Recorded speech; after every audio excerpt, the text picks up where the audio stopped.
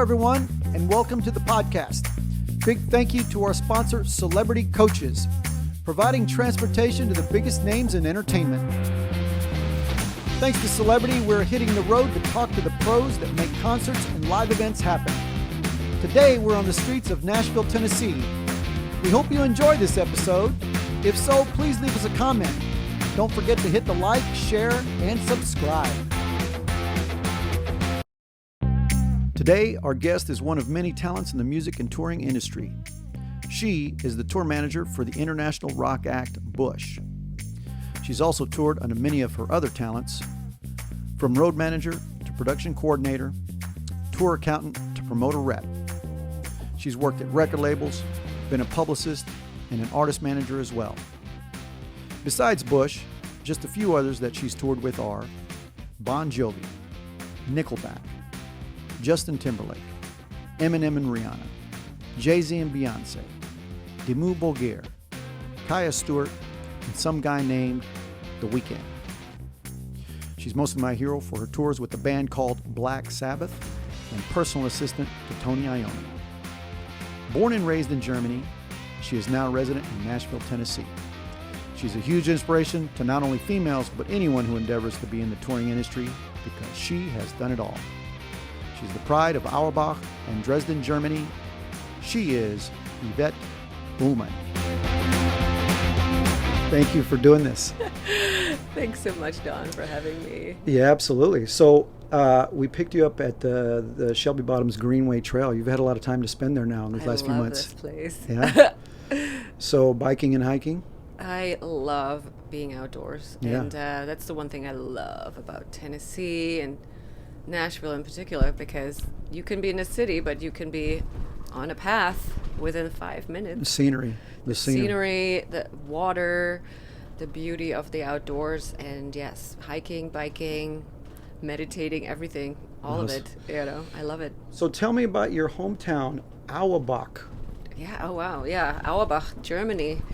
I still love to go, obviously. As a German, I don't think you ever lose the love for your home country. Yeah. Anybody probably, but my family is still there, so I like to go whenever possible to visit, see friends, see family. I grew up, it's a very small town, and my mom was a music teacher, so I grew up with music. It was very organically. I started playing the piano when I was 4. My mom wanted me to play the guitar, but my fingers were too small. So the teacher was like, this is not going to work. We should try and have her play piano instead. So the course was, all right, I'm going to the music school once a week. And of course, as a child, you don't like doing any of what your parents are telling you. And I was like, why am I doing that? Making you go and trying to Exactly. I have to practice every day when other kids are playing outside. Yeah. And I was able to write notes before I was writing letters in school. So, of course, school started when I was 7. I was playing piano at 4 years old already. So, now I'm grateful that my mother pushed me so hard into it, because the path was, right there, right then already. Yeah. And she took me to the opera. She had a choir as well, so we were around music all day long, all the time. And she played guitar and piano as well. So that was it. I always wanted to be in music, but I always knew early on I didn't have enough talent to be an artist. No. And I was like, I really want to be in this, but I need to find a way to do this on the business side. Well, I want to come back and tell your story of how music got your attention, that sort of thing too. But still, as long as your intro is, I still didn't cover all your talents. You're a yoga instructor as well? Yeah. For a moment, I was like, maybe not music for a while, maybe something else. And yeah, I love yoga, and how they always push you to take the teacher training because, and you don't know this, but when you take it, you really learn so much about yourself, and I'm grateful about the experience. Even though I only actively was teaching for probably only a half a year because I ended up going back on the road. Yeah. there was a dry spell for a moment, and I wasn't sure if I wanted to go do that anymore. And I just felt it out and learned more about myself and learned more about yoga in general and that whole world and the music aspect of that world, which is a whole other level of, spirituality and music combined. So that was a fun experience that went over a course of a year in 2011. Did that in Germany, was teaching at the studio for a little bit, and then went back on the road. Right. But you still practice yoga? I still practice. Still meditate? I still do all of that. I try to, now with COVID, I do it at home. I've always been all right on the road doing it in hotel rooms, but I really don't love it. I love going to studios, picking out studios on the road, and going on the road, take my yoga mat on the road and go. But what about meditation itself? I have a struggle with meditation. Yes, it's definitely a struggle bus for all of us, I think. Yeah. I think it takes a lot of discipline, and I tend towards using it, and I'm not really calling it I'm going to sit down and meditate, because the minute you try to do that, your mind goes a million miles away, and there's no concentration. So what I do usually is I try to use it when I go to sleep, and I do a gratitude meditation, and I just think about all the things in the day that I'm grateful for. Yeah. And that kind of puts me out too, because going to bed with a positive thing on your mind is always a good thing. Absolutely. So now you've picked up going into real estate. I did. Yes. Well, hello 2020. So exactly. So you probably wouldn't have jumped. Had you already had that on your mind before? It was pandemic? on my mind. Yeah. I mean, don't get me wrong. I always loved looking at houses and, going to open houses and kind of watching the market. And I found it fascinating. Yeah. And also, I've only been a homeowner since I've moved to Nashville. And that whole process of the, purchasing your first home had a huge impact for me personally. And I thought, wow, this is a very interesting experience, and I would love to learn more about it. And it was kind of like with yoga.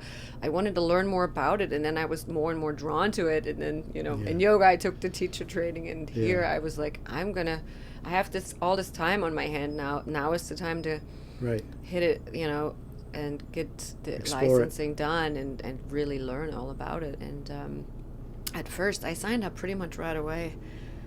In the end of April, because I thought, well, we'll have the summer off, but then in the fall we'll go back out. So I can use the 3 months to summer and do something productive and get this under my belt. Well, it turns out the fall did not, come to be the new touring season. So, now, I took it a bit further. I found an amazing brokerage here in Tennessee and Nashville, Pilkerton Realtors, and they've become such a great family to me within a very short period of time. It's such great support. I feel very lucky and very, very blessed that I had that opportunity to just dive into something different. And they know my background. They know that there is going to be a time when I'm going to be going back out eventually. And they are full. He's like, absolutely, do that. That's your life. And if you can balance them both, then good for you. Well, real estate is kind of like our business too, in that it's not that rigid in terms of you can work on, you can flexible, and real estate seems to be one of the things that is flourishing in this pandemic. It is, yes. I mean, wild. There's so many aspects to it. People are downsizing because they have less income, or they get in a divorce and they need a smaller place to live.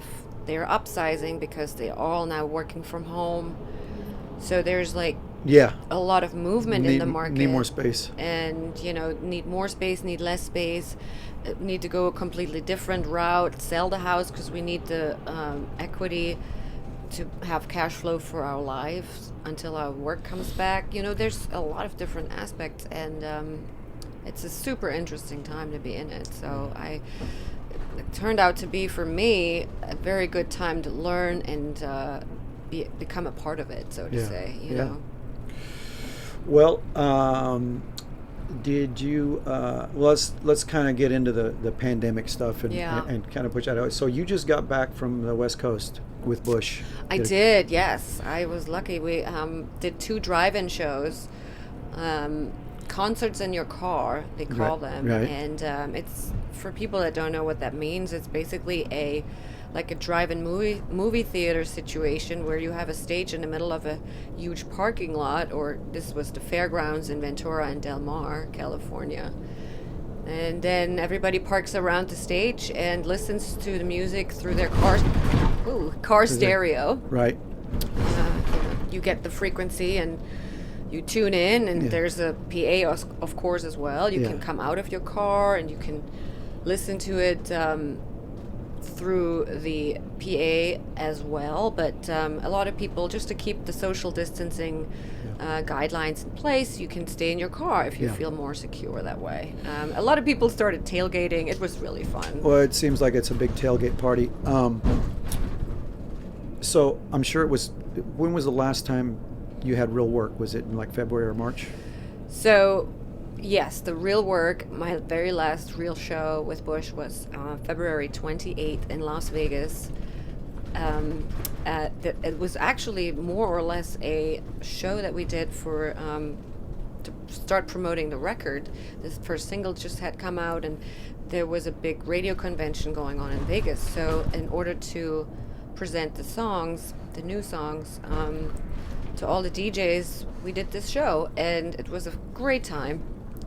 And of course, at that point, nobody knew it was going to be our last show for the year. We did do a streaming event for the album release in July, but of course, there was no audience whatsoever. Yeah. And at least now with this drive-in show, there was an audience, but the audience was way far away from the stage. So it also had a very emotional disconnect, although it was better than having no audience. I'm sure course, it was good to get back to work. People honking their horns and, Yeah, as opposed to cheering. It was very bizarre, but it was also very special because you could tell people were just really excited to be back in live music, I mean, we all saw the streaming shows.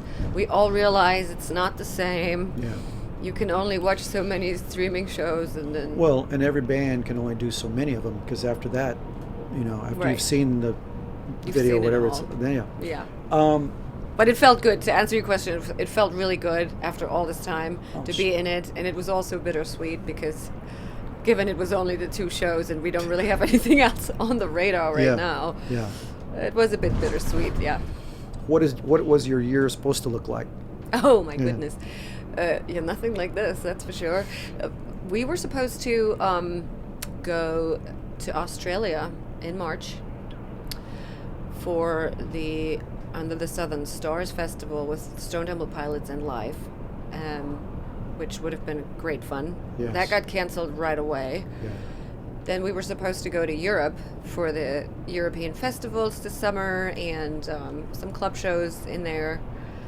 That fell through pretty much right after Australia was canceled. And then we were supposed to do a summer tour in the U.S. with Breakin' Benjamin for 8 weeks. And of course, that was also canceled. So there we are. Did it fall off little by little? Because that's the way our schedule did. Yeah, our schedule, I think they held on to the summer dates for quite a while, hoping that things might change. But eventually, that was a Live Nation tour.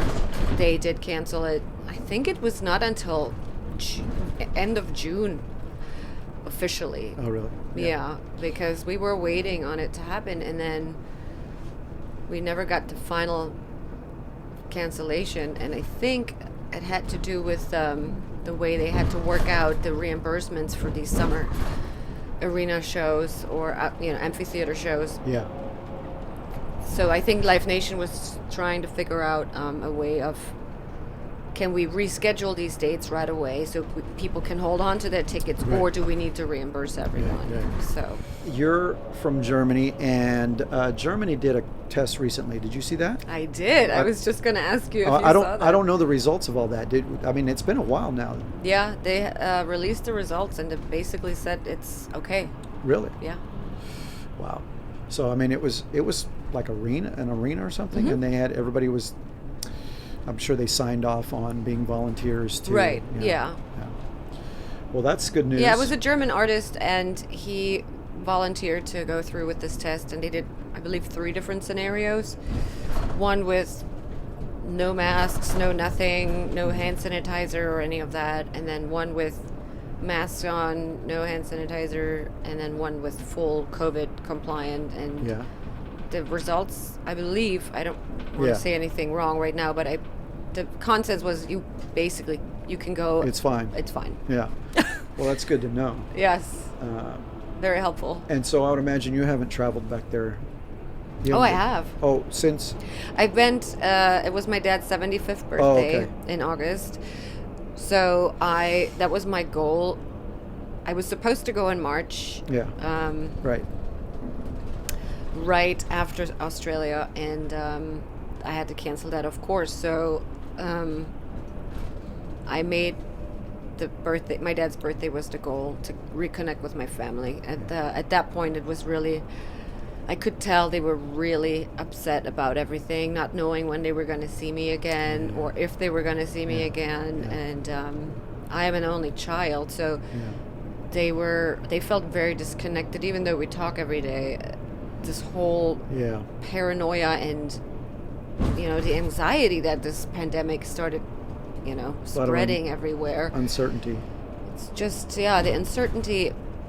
So I decided I'm going to do it. I'm going to be super safe. I took a test before I left, landed in Frankfurt.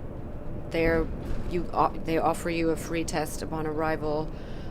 Took that, and the result I had in my hand before I even saw them, because it was a faster one.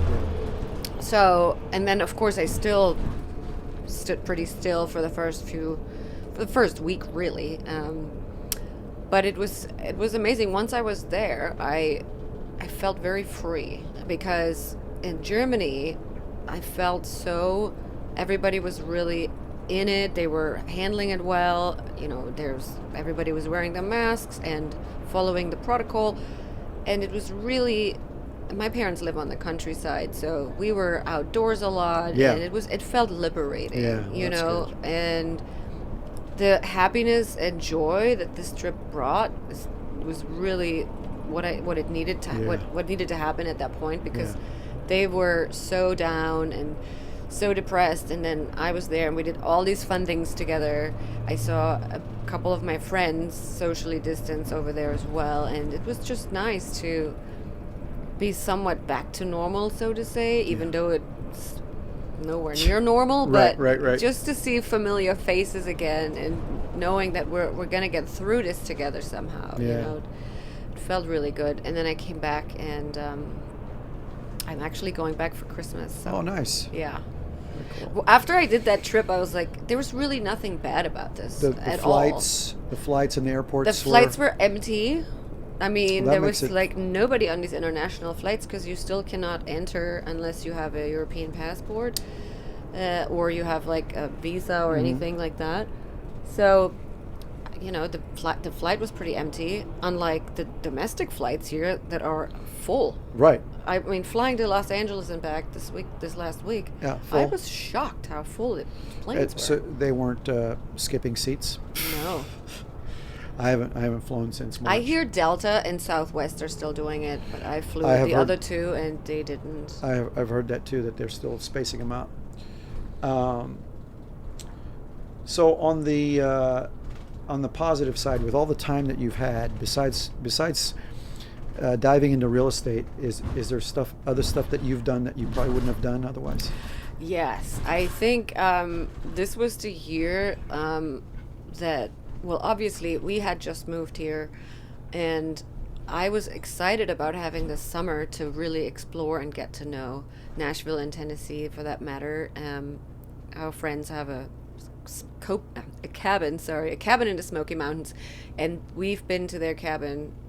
We were very lucky. We got invited 3 or 4 times, so we got to go and really dive into the outdoor world. We went camping, and just having to spend that extra time with the people that are normally all touring or away, people that you've known for years and years, that you've never had a chance to spend so much time with. You see them once or twice a year maybe, and now we had all this time together and making tighter relationships, closer friendships, being able to really go through this together and experience it. We had like 6 people that we were spending time with. We're calling them the quarantine. So, knowing that those people were the consistent ones, and we knew if anybody had contact with the outside world, we were very open about it. And then some people would skip a week or, but it was good because this way we didn't fall into this gap of loneliness, like a lot of other people in isolation. Yes. Which I think made it super hard for the majority of the people. And we went to Old Hickory Lake. My birthday was in June, and I was like, well, how are we going to have a socially distanced party? So we just invited everybody to the lake and did a barbecue and, put it all out and spread it out. And everybody brought their own chairs and their own things. And it was great fun, You just have to reinvent the way you think about doing things and just roll with it and not let it dictate your life and turn it around and create something new for yourself. Yeah. Yeah. Be smart and be safe. Exactly. So tell me about coming here to Nashville. Did you live in other U.S. cities before you moved here? Yeah, I lived in Salt Lake City. That was really my starting point when I came to the States after I got my green card, because I have some family there. And then I moved to Los Angeles mainly for work because it just seemed so much easier. I've been flying back and forth to LA all the time, and it just got kind of old after a while. Yeah. So I got a place out there and lived there for 3 years, and I was like, it's okay, but it's not really me. Yeah. I liked having all the people there, but I didn't necessarily like the vibe or the energy of the city as much, if that makes sense. And I love going to visit, but living there is a whole other animal, Yeah. And I was looking to get a little bit of a bigger place, and eventually I was like, I'm not paying $2,700 in rent for a 1-bedroom. This is just crazy, and especially being gone touring all the time, it's almost like you have an expensive storage unit for an apartment, but you also want to have a nice life when you were at home. So a couple of my friends had moved to Nashville the year before, and they kept saying, you should come and check it out. We think you would really like it. Yeah. And so I did that, and I came here, and I was like, this is crazy. I could get a mortgage that is much lower than a $2,700 1-bedroom apartment on a busy street in Hollywood, Right. So it was kind of a no-brainer. And also, the reason it was that I had all these people here, it didn't feel like I started a new life in a city I didn't know with nobody in it. Friends here. It made it a lot easier, that transition. It was beautiful. I had all the help, and I had great, advice, and it felt very organic and very effortless, so to say, for me. That's like good. Everything fell into place so easy. I was looking at houses. We were on tour. We started in Nashville with Bush, Stone Temple Pilots, and The Cult. And the Revolution 3 tour 2018 in the summer, we rehearsed at the Municipal Auditorium. And after rehearsals, I would go talk to my agent then, and we would go look at houses together. And it was real fun because I was doing music, I was looking at houses, and I was like, this might be my new home. This is exciting. We're going to go through the summer tour, and then eventually I might be moving here in this fall. And that's exactly how it happened. That's awesome. We flew to Japan to do a show down there, and in Osaka, in Okinawa, not Osaka, Okinawa, and we flew back, and the next day we started driving the U-Haul from LA to Nashville. Oh, wow. It was, my closing was set for the date 4 days after I came back from Okinawa. Wow. It was all pretty tight-knit. Yeah. And then you crashed out after you Crashed closed. out super hard. Had a bunch of my friends in town helping us unload the truck, and we were pretty much settled in that night. I said that was the most flawless and effortless move I've ever done, and it was a cross-country move. That's awesome. Yeah. And so you're in the east part of town. You're in East Nashville. I'm in East Nashville. East Nashville has a whole other character to it. Do you realize that? I do realize What's that. your take on its character? It's it's a different part of town there, and we were talking about this earlier. There's parts over there that just a few years ago you wouldn't want to you wouldn't want to be there. Oh, And yeah. it's really come up, and it's really nice, and it's sort of the place to be. It's now. funny you say that. When I decided to buy in East Nashville, a couple of my friends that didn't live in East Nashville were strongly against it. They were saying things like, "That's you should really not move there.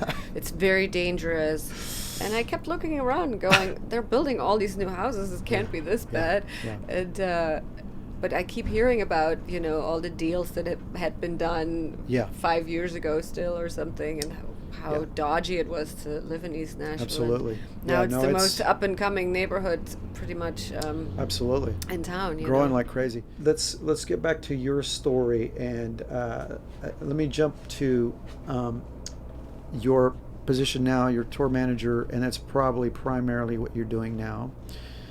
Did you get to a place where you were sort of seeking that position, or No. you just kind of you landed there and said, "I think I'll stay here"? Well, it's interesting you say that, because coming from a place of management, I was in management for 7 years. I really didn't want to be having all the responsibilities anymore, and going back on the road and being, full-time something else. But then when your day's done, and then when your time off comes, your time off comes. So with management, your day never ended, and you never had real vacations and things like that. Yeah. And that's something I just wasn't interested in anymore. And so when the tour management thing came along, I was like, well, I really didn't want all that responsibility. That's why I walked away from it. But I really like you guys, so okay, let's do it. Was this with the? I have to practice saying it. Dimmu Borgir, yes. Okay. Dimmu Borgir. They were one of the bands I was working with. Right. Another band was Lacuna Coil. We worked with a band called In Flames. They now have American management. Chimera. There was a couple of really fun metal bands that I had a great time with, and made a lot of great connections here, of course, as well. We did Ozfest several years in a row, and that's really where my interest for America started growing more and more, because at that point I had been doing music in Europe for all these years, and I was just interested and curious about this market. It's such a big country, how how is touring over here, different level, different scale, and my interest grew more and more. And then when I got my green card, all of a sudden I had all these options of working here and turning my back on Europe for a minute, and I did that. So I'm still here, I guess. No, but it was I was really lucky that way. It kind of fell into place at the right time when I was kind of over the management part, and then the band also wanted to take a hiatus, and I was like, okay, well, maybe that's the time for me to try something new. And Bon Jovi was touring in Europe at that time, and my friend who was the production coordinator, they were looking for a day-to-day production assistant, and she knew obviously I spoke German, so they were doing all these German shows, and she said, you would be a great asset for us if you would be interested in coming out for 3 or 4 weeks or whatever it was. And funny enough, that girl and a bunch of people on that tour are now my closest friends here in Nashville. So we've had this community for that's friends awesome. for 11 years, and it's really amazing how that all works out in the end. You find the right people at the right time and the right energy, and those people will stay in your life forever. That's awesome. And well, you speak great English. Did you? Do they teach English in when you're in grade school? Yeah, I started. The first language you learned was Russian. I grew up in East Germany, so Russian was our first second language. Yeah. Obviously, I was born before the wall came down, so the Soviets were our friends. Yeah, so those that don't know about it. Yeah. So I started learning Russian in 5th grade, and we didn't take English until 8th grade. So I started in 8th grade, and then through high school. But I was always fascinated with the language, and I also had a feeling that I had a talent for the language somehow. I mean, I was always looking at lyrics, always with my book out, translating lyrics, because I was so, music was always my first love. So I was just like, what are they singing about? Yeah. I would sit there and translate the Cure, Depeche Mode, Sisters of Mercy lyrics, and I was just like, wow, this is so fascinating to me. I want to know more and more and more. Yeah. And so it kind of came naturally. I never really had to learn hard, and then the minute I was planted in those countries, Yeah. the English-speaking countries, Yeah. it just felt like very natural. That's for me. awesome. Well, you don't. Only once in a while do I hear a tinge of any sort of accent. It pops up. I know it does. And Wait. also sometimes my brain is really strange that way. Sometimes I cannot think of the right way to say what I want to say. And it drives me absolutely Right, crazy. right. But it also is happening the other way around when I go back to Germany and I'm trying to have a conversation with my parents. I cannot think of the German words. And it also drives me crazy. But you know how your one side of your Yeah, brain is yeah. processing this and the other is that. And I heard that I also dream in English because I was talking in my dreams apparently in English. So Uh-huh. when I'm here, I'm full on in it. But then the minute I go back, you know, my brain You switches switches over. over? That's Yeah, great. it's pretty interesting that way. I tried learning other languages and it's not as successful, so it had to have something with English. I'm trying Duolingo with French for 4 years or 5 years and making very little progress. Oh my gosh. Where's home for you? San Antonio, Texas area. Oh, Yeah. nice. We were there this year for the rodeo. Oh, okay. We played it this Yeah, year. That was yeah. the first or second show right in January that we did. Yeah. And I've never been to one, so I was like, this was my first Oh, rodeo. really? This was your first rodeo. We were making need fun. a- I you said, need I a- need a shirt. You need a T-shirt. This actually is my first it was rodeo. my first rodeo. So it was the rotating stage. Yes, at the rotating stage. That That's was been so going on fun. for a long time. Yeah. So I grew up kind of like you. San Antonio was the nearest major city. I grew up in a little place called Moore, which is tiny. Went to a place school in a place called Pearsall High School. Oh, okay. But San Antonio is the major city nearest Right. there. That's the major airport and that sort of thing too. Yeah. But yes, the San Antonio rodeo is a big deal. But Huge. but the stage is a mile away from everybody. My water. The rotating stage, you're a mile away Oh, from yes. the crowd. Oh, yeah. for sure. And you're on the good smelling grounds. Yeah. Yes, absolutely. I got back to my hotel room after that, spending the day out there, and I was like, what smells funny? And then Yeah. I was like, oh, wait a minute. Yeah. I've you- been around Yeah. all that stench all If day. you do some more of these U.S. festivals, a lot of country festivals. Oh, you're yeah. you're in fairgrounds and stuff like that. Fairgrounds, we And did those too. Lots of good smelling For stuff. sure. You were in artist management before you started touring. Yeah. So how did you? What made you? What drew you to that? Well, I was working in record companies That's right. at the beginning, Yeah. and then Did you just think, oh, that'll be interesting? If I well, it was like, you know, all the downloading started happening, and I was Yeah. like, I need to get out of the record companies because this Yeah. is a sinking ship. Yeah. It's not going to take long. Yeah. And I was in two different record companies, and it was 7 years in, and I felt like, you know, it might be a good time for a change. And I was working with those bands that I was just mentioning Yeah. on the label side, so I was in constant contact with their management all day long. Yeah.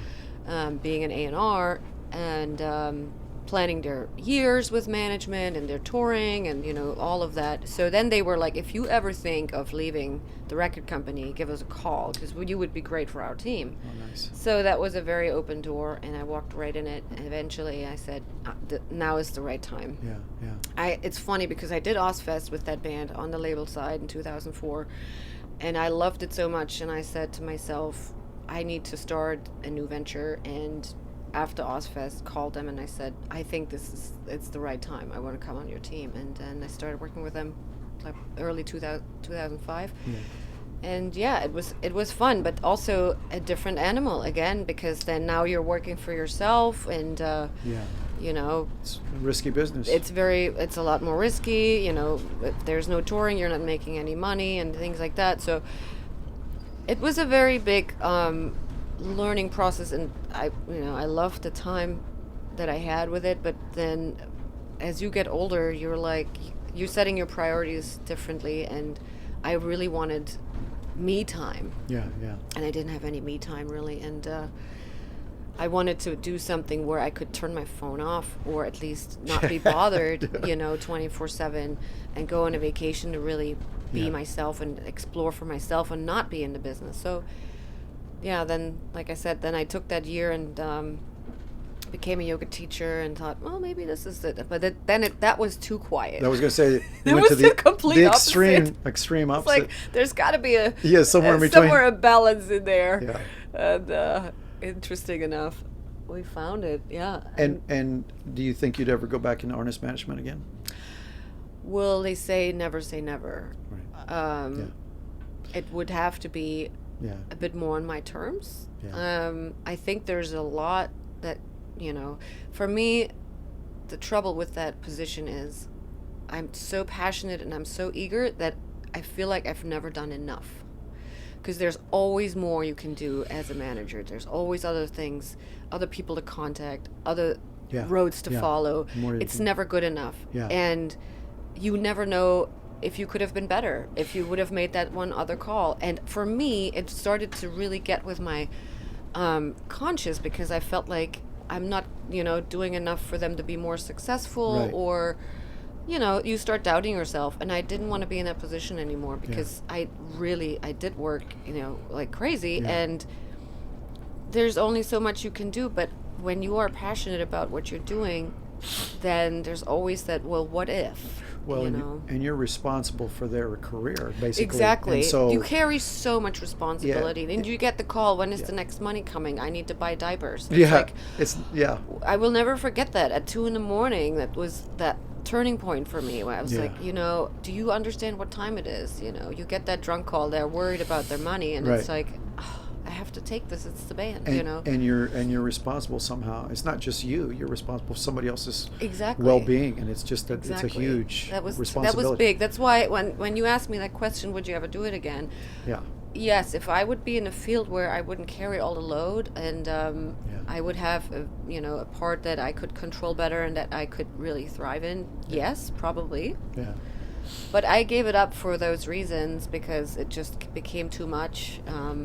Not only timing wise, but also for my soul. Yeah. Yeah, absolutely. the responsibility was just huge. Yeah.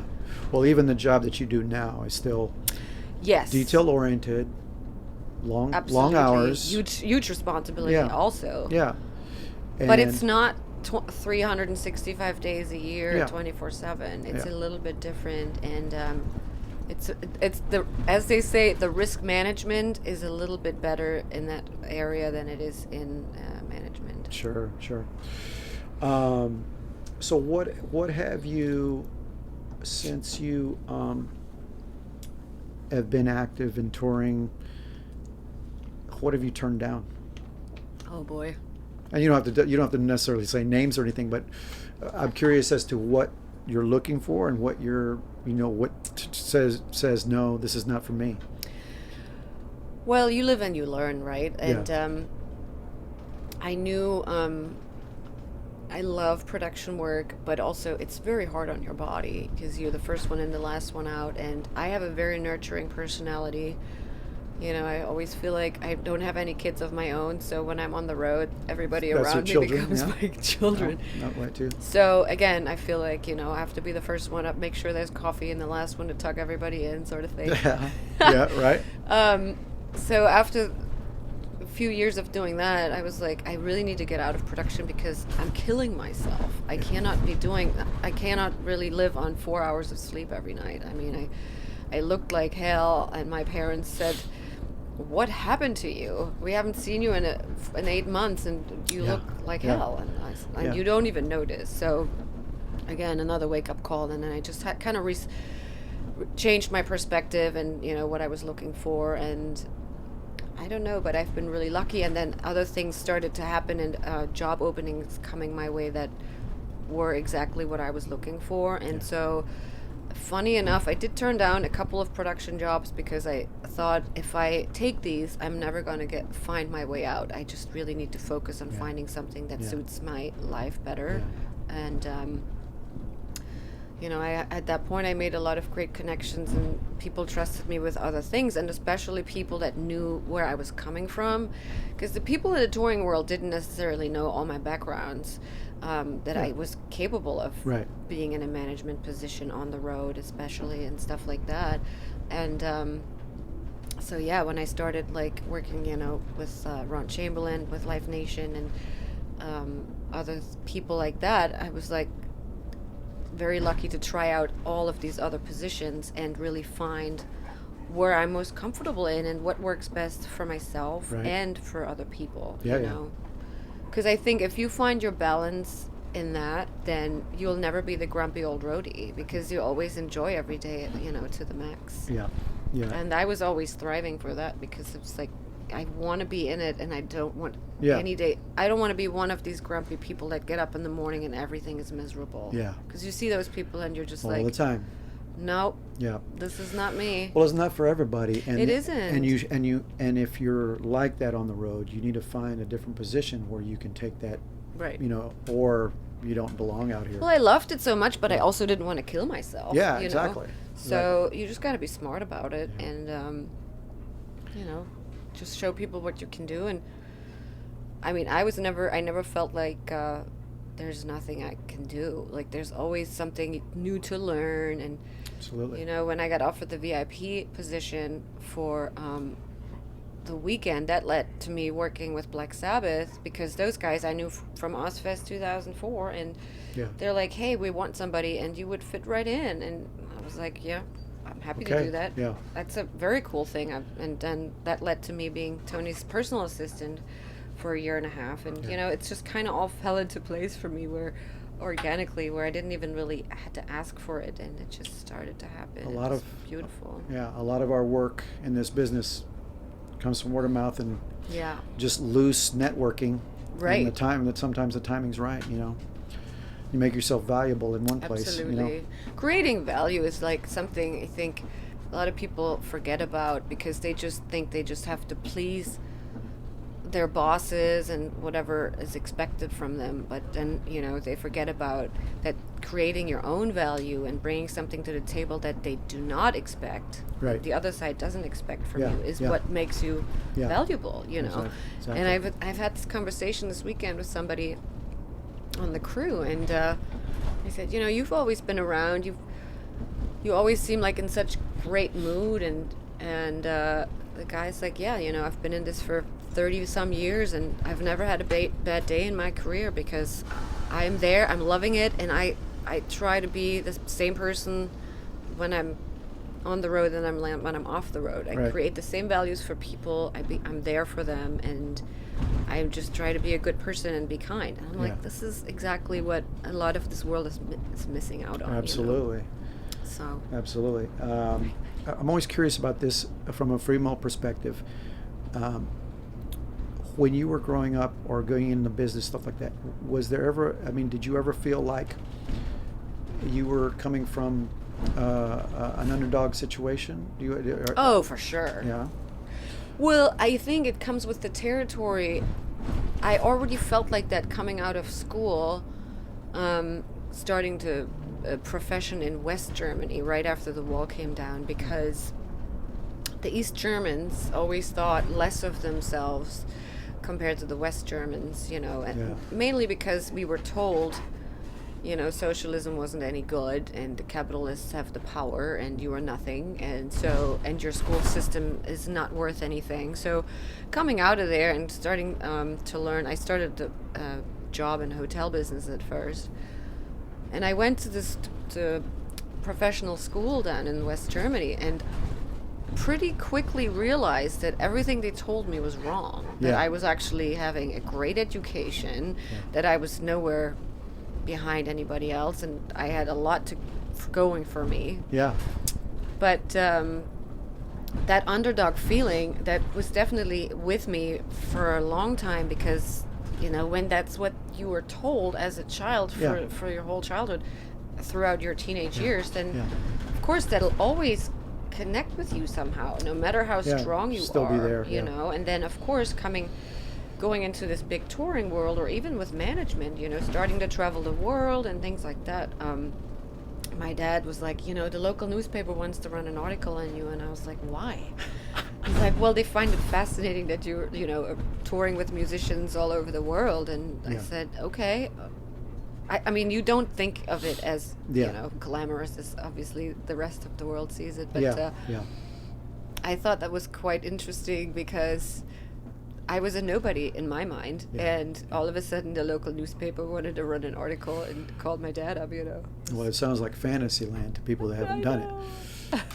So so just in touring in general, do you... I think it's a lot better now. There's a lot more females in the touring industry. Oh, much better. Do you have you run into some really resistance to your position as a female? No, I was very lucky. I have not, but I've obviously I know people that have, and whenever I can, I try to hire females. For the jobs that we have, and obviously there's a lot less females in like audio and video, all the hard labor positions, but like there's always production people and more females than males. So I always try to give that job to a female or whatever else it might be. It's I'm so happy to see more and more females come along, because it's definitely also a better balance on your day-to-day life when there's mixed genders out there. There is a lot more girls in technical jobs now, lighting and audio and things like that. I love seeing that. And was there any females before you became a tour manager and things like that? Was there any females that you looked up to, that you inspired you, or? Well, obviously, being on Ozfest, I always found Sharon Osbourne fascinating. And she released her books, and of course, watching the Osbournes and all of that before I got to work with Black Sabbath, it was always like fascinating to me how she maneuvered her way through a male-dominated world that she grew up in with her father, Don Arden, and that kind of, every once in a while, I reminded myself of those books and how she had to struggle through that way worse than we do now. Of course, back then it was even more so a male-dominated world, and the things she did, and just to make herself heard in that world. I laugh about it now, but I gotta say, what she put out there and the things she told, the stories she told in her books, it's quite, she really led the way for females in this industry in a way, because she's pretty impressive. It was very impressive, and a lot of people think of her what you want, but she definitely was an advocate for females in the music industry. That's awesome, for sure. And so do you have encouraging words for girls trying to do what you do? Oh, I always believe in yourself, and be yourself, and always learn, never stop learning, and never stop trying to land that gig, because there's always somebody out there that will appreciate you for who you are and what you can bring, what value you can bring to the table. Absolutely. Don't let them discourage you. Yeah. Exactly. There's lots of discouragement on being a guy or a girl. That's true. Very true. It can be discouraging because it's just not as glamorous as people think it is. That's very true. Was there, when you were early on, was there anybody that you that blew you away early on, and just being that you were a musician and that you were drawn to music and things like that? Was there something early on that sort of pointed you in the direction of live music? Early concert or again, videos? Growing up in East Germany, I didn't really have a lot of options to even go to see concerts, because Too far it away? was very restricted. No, because the government wouldn't allow a lot of concerts from international artists. Wow. And I would always go to the local artists things, of course, but I had a band for a hot minute too with 3 girls, and nice. we really wanted to be like L7. And it's funny because last year Bush and L7 did a show together at Tower Records. Oh. And it was really surreal being in the room with them and thinking, wow, you guys, this is the first time I actually get to see you after trying to be like you with my own band back in 1994 or something like that. It was wild. And did you play keyboards or did you sing? I played bass actually. I started learning bass when I realized carrying a keyboard around is really not what I want to do, so I taught myself how to play bass. Bass is easier. And I sang and played bass. So I mean, playing stuff like L7 and Babes in Toyland, you can do both. It's fine. Yeah. There you go. It's not as challenging as like right something else. And then did you have any technical background? Did you get into any audio and lighting or video or anything? You know, like that? it's funny. I never really did that, and I kind of regret that. That's why I just said to the girls out there, always keep learning and broadening your horizon, because I feel like even still, I mean, the tech industry and everything around it, it changes and you know, evolves every year and all the time. So even what you've learned back then may not be relevant anymore. Exactly. But, you know, that said, I should have gotten into it more because it definitely is helpful to just have a little bit of understanding of what people are talking about. Yeah. And, of course, you know, when you work in production, you automatically learn about rigging and this and that and the other because it becomes part of your daily having to plan and things like that. And at first I was like, what are points? What are you guys talking about? You know? And then really quick, and at that point there were really no books or anything to read to learn about this stuff. Now, I mean, all the information is out there, you know. I mean, there's podcasts, schools and universities that are everything. I mean, at that point, when I learned it, I was like, well, I guess I'm trying to have somebody explain it to me, but then, you know, again, you are scared to ask somebody to explain that to you because you don't want to look like a rookie, and so just listen in and trying to figure it out yourself and absorb it all, you know. So I should have done that, but I was just always more of the organizer, coordinator, making things happen, and less of the technical geek kind of person. Even now, like switching to a new phone is a nightmare for me. Like, after 2 or 3 years, when it's time to switch your phone out. Tell me about your animals. You have somebody at home? Well, my parents have a cat. Okay. And I grew up with a cat. This is the second one they have. And then with Bush, you have. I have a little. I'm a tour dog mom. Gavin's dog Chewy, he travels with us, and it's really exciting because he is one of those doggos that is just as excited about being on the road as everything else. It's really cute to have him around because he knows when the bus stops, it's time to go out and pee, and he knows it's a hotel. You know, no barking in the front desk area and things like that, but then when it's time to play, he goes. It's really cute, and I love having that on the road because, as we know, dogs make everything better, and I'm so glad we have a little doggo on the bus today. Leon is so cute. He's so curious. They adapt. He adapts. They all adapt pretty well. I've been with other bands that have dogs on the road. Oh yeah. And when he started first coming out to buses, he had no clue what was going on and was very scared, didn't want to do the stairs. And now he just runs right up the stairs. He knows, knows the deal. He knows. He knows. We're talking about you. He's almost like, yeah, okay, it's my time to shine. Exactly. It's your time to shine now. He's supposed to be the co-host, but he's a slacker. Oh. He's napped. Do you have any questions?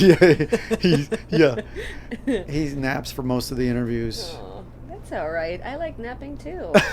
We could be nap buddies. Yeah, that's right. He's a good meditator. Oh my God! Yes, you can learn a lot from him. Absolutely. Boy, You tell he him. does. He sleeps well, and sometimes he doesn't like to be interrupted.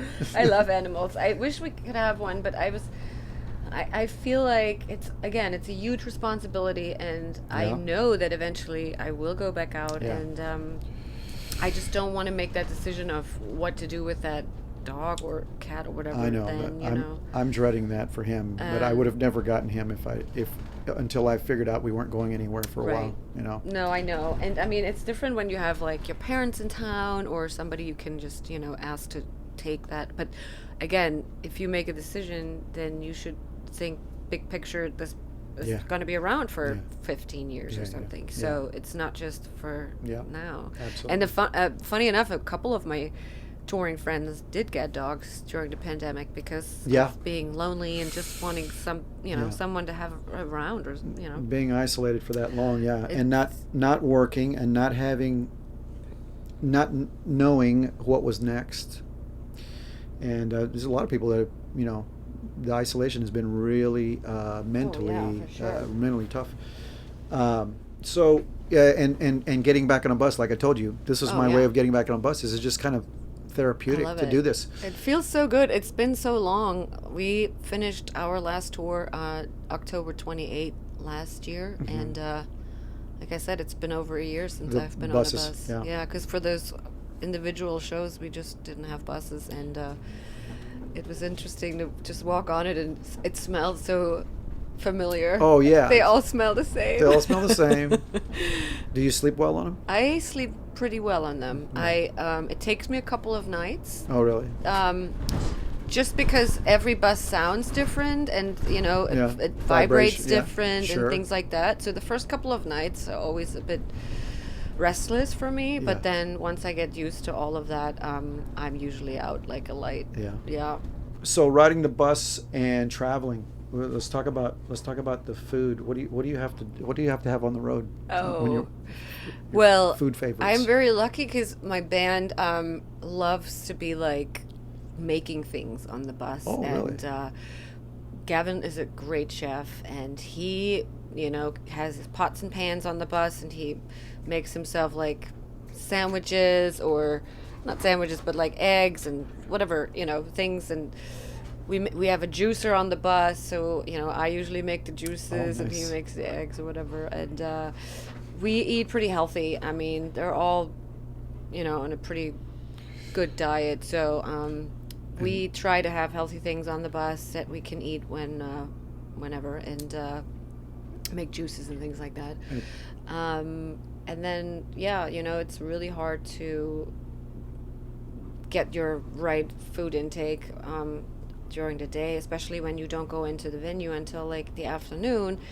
That's why I love that we have a very well-stocked, healthy bus, because I very often just go and make myself something on the bus during the day. Come out of my hotel room, instead of trying to chase the food, I'll just go actively and make something myself. Right.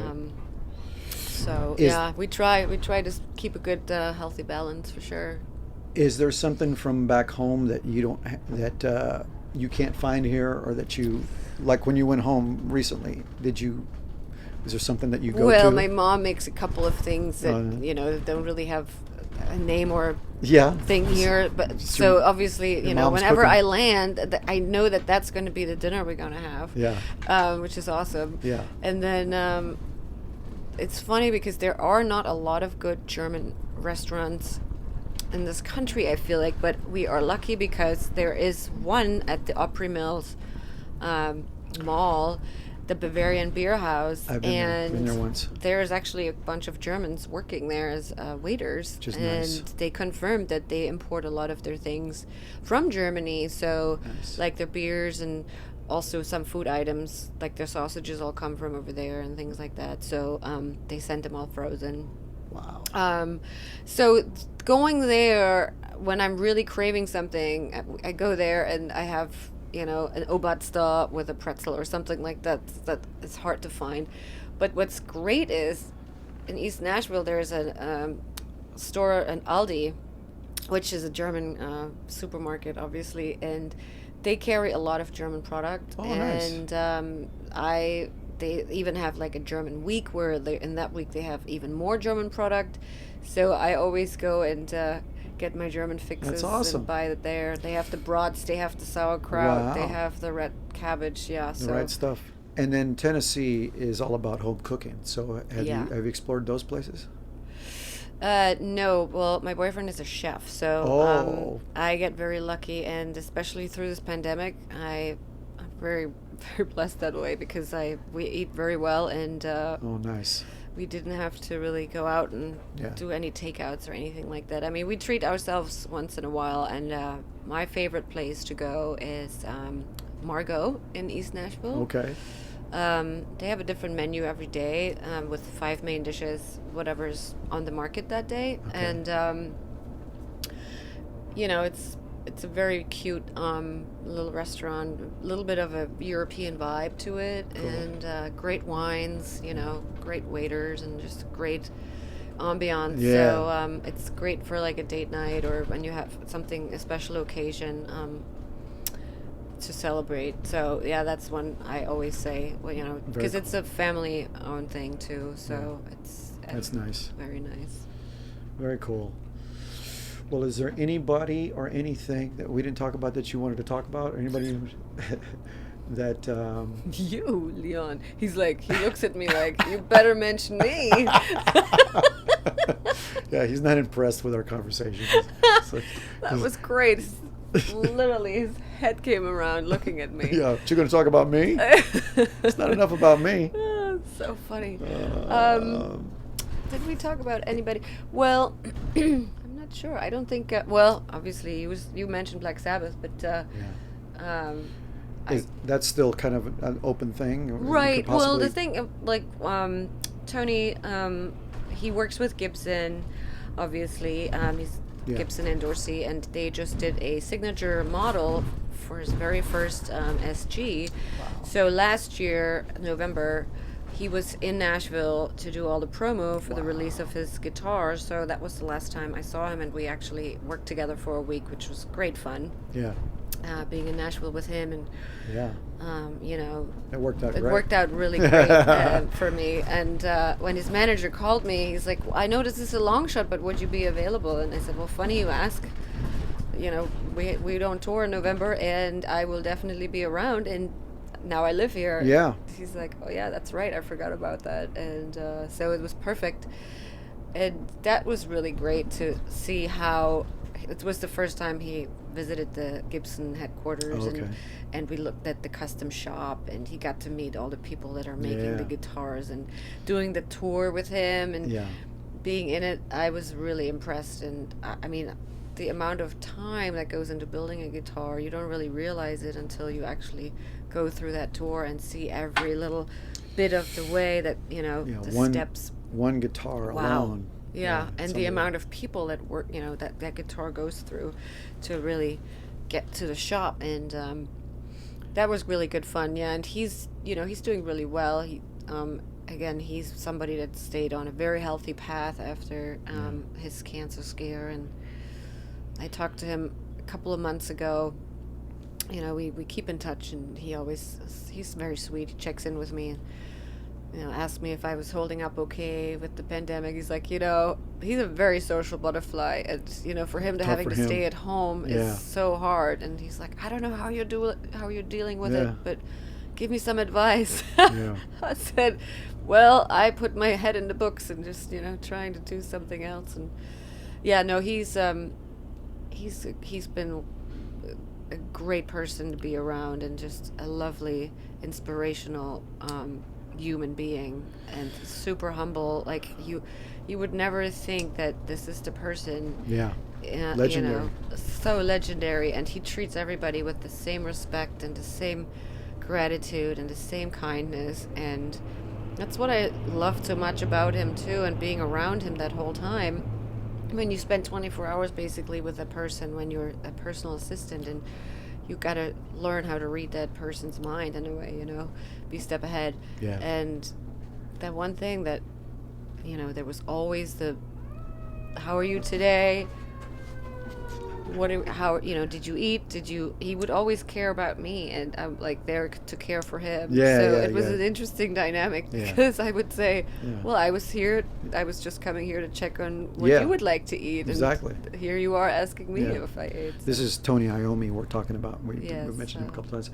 And when he went to Gibson, I'm sure that the people working there were just blown away They were with- over the moon. And Yeah. I heard that a lot of people were taking pictures with him, like the people actually working in the factory. Yeah. And they said that the previous owner would never allow them to have any interaction with the artists, and they weren't even allowed to look at the artists when they would come through.